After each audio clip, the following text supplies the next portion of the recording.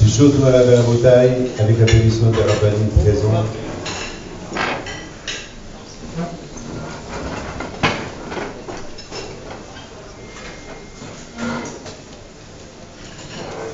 Vous êtes tous réunis ce soir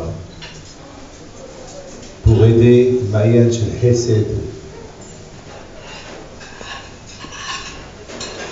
Qu'Akadosh Baruch Hu vous donne à vous tous la santé, la parnassa, la bracha. Je voudrais, mes amis, vous raconter une histoire que j'ai écoutée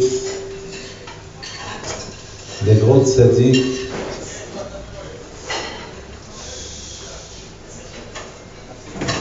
Une fois, il était invité pour récolter de l'argent pour réserve la Rofim, pour une association de bienfaisance. C'est le Rav Kreisvert Alav Shalom d'Anvers. Il raconte que si aujourd'hui il est vivant, c'est parce que il a fait un service à un aveugle.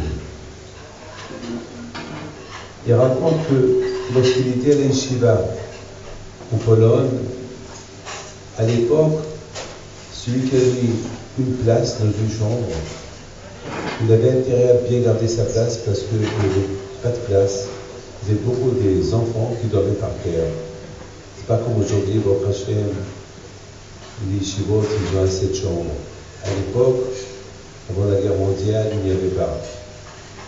Donc, il y a une fois, un monsieur qui est venu à Varsovie pour voir les médecins afin d'essayer de récupérer sa vue.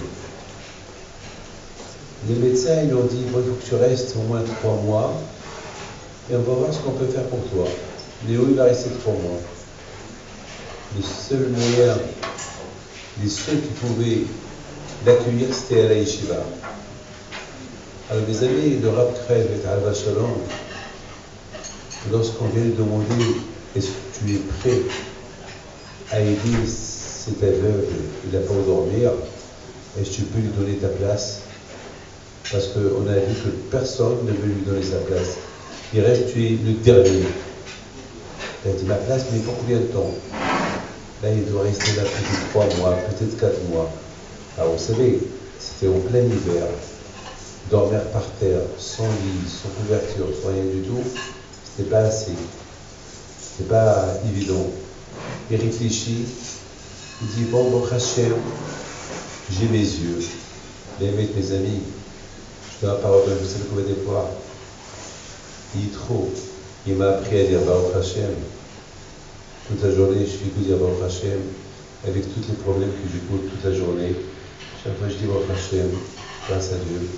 Baruch Hashem, j'ai pas ce qu'il a. Merci Hashem. Et même que j'ai des problèmes, quand j'entends un problème plus grand que le mien, je dis encore une fois Baruch Hashem, Baruch Hashem. Donc, chaque fois, je mesure le problème des autres avant le problème, et à la fin, je dis bon, Baruch Hashem. Alors, je dis Baruch Hashem, je dis c'est pas normal, c'est pas logique que moi, j'ai pas ce que lui il a. Alors, quand je vois que lui ici soit comme moi, qu'ils soient en bonne santé. Et c'est toute la journée comme ça. Ou par téléphone, ou du matin au soir, je lis comme ça. Donc je pense que après, Alav Shalom, lui-même il s'est dit, bon, grâce à Dieu, Baruch Hashem, par rapport à ce que lui il a, moi j'ai pas Baruch Hashem, alors je peux lui donner ma place, lui donne sa place. Et voilà, malheureusement, la guerre elle a éclaté, quelques semaines plus tard, quelques mois plus tard, il s'est passé que les Allemands ils sont rentrés à Varsovie, et malheureusement, ils ont pris, c'est lui qui raconte cette histoire, ils ont pris tous les membres des yeshivas. À cette époque, il n'y avait pas encore le temps pour les envoyer à Auschwitz. Alors ce qu'ils faisaient, ils les prenaient dans un champ, ils voulaient les fusiller. Ils ont pris 50 Bahoi Yeshiva, 50 garçons, 50 Bahoi, 50 jeunes. Et parmi eux, il y avait la Chaim Kreisvert Alav Shalom. Et ils l'ont appelé Ils ont commencé à appeler un par un. Et Mahchemo, le SS, de loin, il s'amusait, il rigolait, il tirait. Il disait à la personne, allez, cours et sauve ta peau. Le pauvre miskin, il court, et bien sûr, il va la battre comme un chien chez les chevaux. Il appelait les gens, non, pardon, voilà le tour de la Haïm Kreisvet qu'il arrive. Il dit, Haïm Kreisvet. Lui, il lève les yeux vers Hachem, il dit Hachem, rappelle-toi Hachem, que j'ai fait du hesed avec cet aveugle. Je lui ai donné ma place. J'ai dormi 2 mois ou 3 mois par terre, dans le froid. C'est pas que je veux vivre mieux que tout le monde. C'est pas que tout le monde est mieux que moi je suis mieux que tout le monde. Non, j'ai envie de raconter aux gens, c'est quoi le hesed. Hesed, olam ibane, ou tzedaka tatzimi mavet. C'est tout ce que je veux de toi, Hachem. Je ne veux pas que tu me la vie. Je ne suis pas mieux que mes copains qui sont morts. Il a commencé à citer les noms de ceux qui sont tombés. Il voit tous les corps, tous les cadavres fantastique. Il dit Hachem, simplement, j'ai envie de raconter. C'est tout. Il avance. Le SS, il le regarde. Il lui dit, tu me fais de la peine. Tu es un beau garçon. Ça fait de la peine de te tuer. Comme ça. Et tu sais quoi? Je vais te faire un service. Je vais compter jusqu'à 10. Et je commence à compter de maintenant. Tu cours. Fais ce que tu veux. Si tu réussis à t'évader, si ma balle ne va pas t'atteindre, tu auras la vie sauve. Il commence à courir. Entre-temps, il comptait 1, 2, 3. Et Rab Haïm al-Shalom, il court. Il savait qu'il allait la battre. Mais mes amis, lorsqu'il a dit 10, on pouvait l'entendre, ça veut dire qu'il n'était pas loin. La balle, elle est tirée, elle trouve sa veste, il est resté vivant. Donc, il a tenu sa parole sur SS, il a laissé vivant, il a aidé à traverser à Baruch Hashem, et est devenu plus tard le Rosh Abidi d'Anvers. Et lorsqu'il raconte cette histoire, il a dit, certainement, c'est le Hesed qui m'a fait vivre. C'est pas parce que je suis Haïm ou je suis quelqu'un de spécial, parce qu'il y avait mieux que moi qui sont morts. Et si moi je suis resté vivant, c'est parce que j'ai donné ma place. J'ai donné ma place à ce monsieur-là qui était aveugle, que malheureusement, cet aveugle-là, il est mort plus tard, mais il lui a donné sa place. Mes amis, vous savez, c'est quoi le Hesed de la Béhi qui est mon grand-père à la Shalom? Mais toute sa vie, il faisait comme qu'il faisait M. Nakash. Toute sa vie. Il allait chez les pauvres. Il sortait d'une maison à l'autre. Il va s'asseoir avec eux par terre. Il va dire, comme il m'a dit une fois un monsieur Abisror, il m'a dit, j'ai connu, il m'a raconté ça, il y a à peu près 40 ans, 45 ans. J'étais encore jeune homme. Il me dit, j'ai eu le zéroute d'accompagner ton grand-père le vendredi pour ramasser du manger de chez les gens. Il allait chez M. Oda, Bougani. Il va l'appeler M. Oda, tu avais 10 boulettes, tu vas manger que 6, donne-moi 4. Et après, il va aller chez d'autres. Il dit, tu as fait 6 pains, vous avez mangé que 3, donne-moi 3. Je lui dis, attends, je suis sûr ce que tu es en train de me regarder. Mon grand-père avait un pito. Comme ça, il faisait. Il me dit, il avait un pito. Chaque vendredi, pourquoi il leur donne pas l'argent? Qui leur donne de l'argent? Il dit non, parce que le vendredi, les magasins, ils sont déjà vides. Et même s'ils leur donnent de l'argent, peut-être, ils ne vont pas trouver ce qu'ils veulent. Alors, l'argent va leur garder pour après. Mais pour le vendredi, leur donner à manger. Les amis, je donne la parole d'honneur. Alors, j'ai écouté ce qu'il m'a raconté. Lorsqu'il m'a raconté ce qu'il m'a raconté, j'ai dit, moi, David Pinto, je n'avais pas sa cheville. Parce que moi, j'ai mon bureau, j'ai le téléphone, je vais passer les mêmes mains avec des légumes, avec des boulettes. Voilà mes amis, les tzadikim, comment ils étaient. Les tzadikim, ils ne voyaient pas leur kavod. S'il s'agit d'aider les autres, ils ne voyaient pas leur kavod.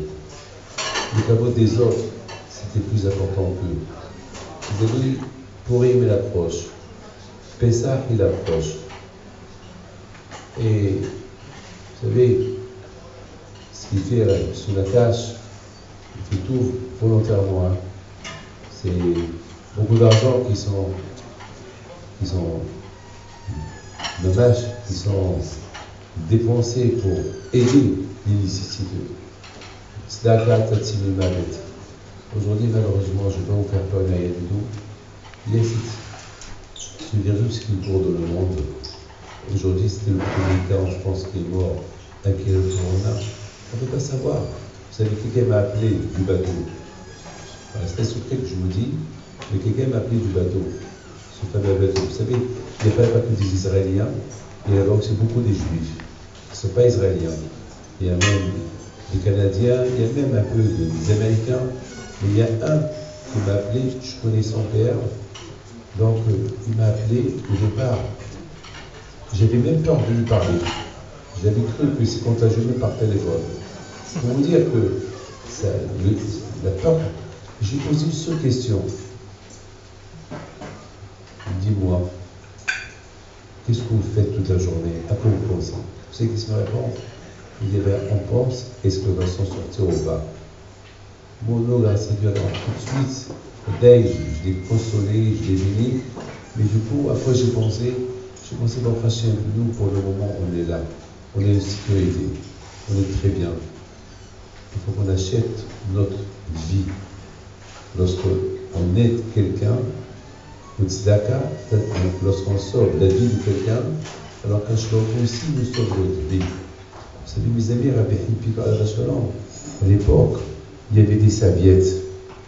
Il y avait où cacher l'argent, à l'époque au Maroc. Et chaque nuit, il va la laver. Donc sa femme, il lui dit, mais Haïm, pourquoi tu laves chaque fois? Une fois, il lui a posé la question. Il lui a dit, je lave cette serviette, l'usrnia, la saleté de ce monde. C'est vrai, la saleté de ce monde, c'est cette saleté de ce monde qui nous fait vivre, qui s'appelle l'argent.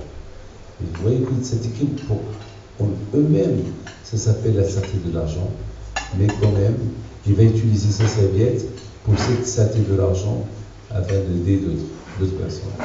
Après, je voudrais, mes amis, vous demander un service. J'ai vu les deux personnes qui ramassaient de l'argent. Il faut savoir, moi je ne suis pas Rabbi Pinto, moi je suis comme vous. Les talitotes, ils sont bidons, ils sont nuls. Vous avez acheté un talit, c'est pas parce que je le porte, je suis rien du tout. Mais parce que c'est zéro tavot. Vous avez acheté ce qu'on appelle zéro tavot. Vous avez acheté les mérites des parents. C'est pas mon mérite à moi parce que aucun ne sait s'il a le mérite ou pas. Tant que tu vis, tu ne sais pas. On ne peut pas savoir qu'est-ce qu'on est. Mais les échos de ceux qui sont partis, on sait qu'ils ont un gros écho. Donc, c'est les échos des parents, pas plus. Et écoutez, je voudrais maintenant, avant que je m'en vais, parce que j'ai demain une journée très chargée et je dois repartir à Hanouna, je voudrais, mes amis, me faire un plaisir. Et faire plaisir à M. Nakash, qu'il est en deuil. Que Bémet, il a fait un grand effort. C'est moi qui lui ai dit de venir. Il est venu et il est reparti 100%. Où il m'écoute maintenant, il doit avoir le cœur gros, parce qu'il a des frais, il a de l'argent à donner, il a de l'aide à aider. Donc, je vous en prie, on va faire une chose. Moi, je ne suis rien du tout, mais ce que je veux de vous, c'est que je vais donner un petit verre de whisky, c'est tout, ou un quart, ce que vous voulez. Et je veux que chacun, il vienne me dire, je vais commencer par 10 familles. Ça veut dire, même si vous avez pris, je vous garantis avec l'aide d'Hachem, vous le voyez à l'aïbanaï, prêtez pour moi et moi je vous donnerai. Celui qui donne aux autres, moi j'ai l'expérience. Je peux écrire une encyclopédie de la tzedaka. Ce que Hachem y fait comme miracle par rapport à la tzedaka. Je vous donne parole d'honneur. Je peux écrire même une encyclopédie. Je sais c'est quoi la tzedaka. Si vous pouvez, si Hachem pouvait être là et dire à la personne, associe-toi avec moi dans ce monde-là, fais la tzedaka. Chacun selon ce qu'il peut. La Bretagne, voilà. Moi, ce que je demande à M. Nakache, qui vient, qui me prend les verres, et je veux que chacun il fait un effort. Et je peux commencer par 10 familles. Eh bien, elles attachent Hachem. Hachem, il donnera. Il va récompenser. Je sais. Moi, j'ai les monas. Vous savez combien je dépense chaque mois? Si je vous dis ce que je vais dépenser, j'ai besoin chaque mois presque de 6 millions de shekels, chaque mois. Et grâce à jusqu'à maintenant, mes avrillons, ils n'ont jamais manqué. J'ai les monas. Vous savez comment je dis à Hachem? Hachem, tu veux que je maintienne tes institutions, tu me donnes.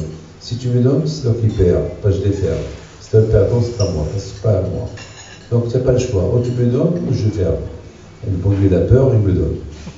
Voilà, comme ça, il faut le menacer. Et avec Hachem, il faut aller comme ça. Il faut exiger, il faut demander. Celui qui demande, il reçoit. Celui qui ne demande pas, il ne reçoit pas. Grâce à lui, on a la chance qu'on a Hachem, un papa et un papa. Sans protocole. Alors j'ai vu le roi du Maroc, il y a 3 semaines, on m'a préparé un protocole à faire. Et lorsque j'ai vu ce protocole, j'ai dit, David, est-ce que tu fais ça pour le bon Dieu? Comment? Pour un roi, on te dit de faire ceci, cela, et pour Hachem, tu fais ça. J'ai dit, il n'y a pas comment faire de Shkoakou. Avec Hachem, il n'a pas de protocole, c'est normal.